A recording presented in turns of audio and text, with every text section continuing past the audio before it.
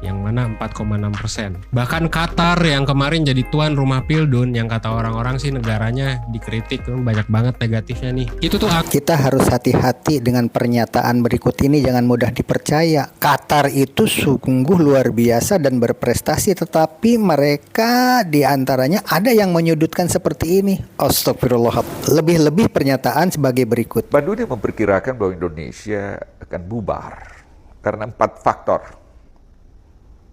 Sebut pertama karena diskriminasi. Ada unequal policy. Jadi ada treatment negara yang tidak adil. Di tahun 2022, sekitar 273 juta manusia itu hidup di negara Indonesia. Dengan 52 juta siswa, 3 juta guru, Sayangnya dan 217 para pengelola sekolah. pendidikan di Indonesia itu seperti tidak berdaya untuk membantah pendapat mereka itu, hanya dipendam di dalam hati.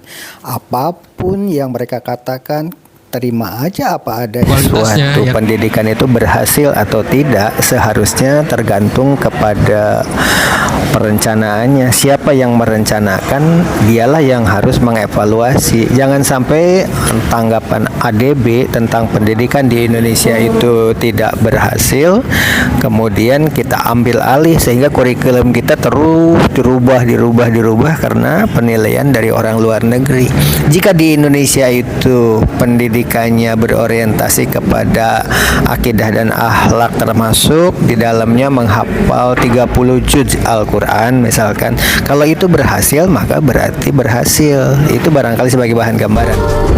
Intinya hati-hati dengan provokasi dari luar, padahal ada udang di balik batu. Kita sebagai bangsa Indonesia harus bisa menjawab dengan bukti-bukti. Tontonlah acara di podcast Waglo yang akan menunjukkan bukti-bukti bahwa pendidikan di Indonesia itu berhasil dan bermutu tentunya. Mulai berontak ketika mendengar pernyataan bahwa pendidikan di Indonesia itu tidak bermutu.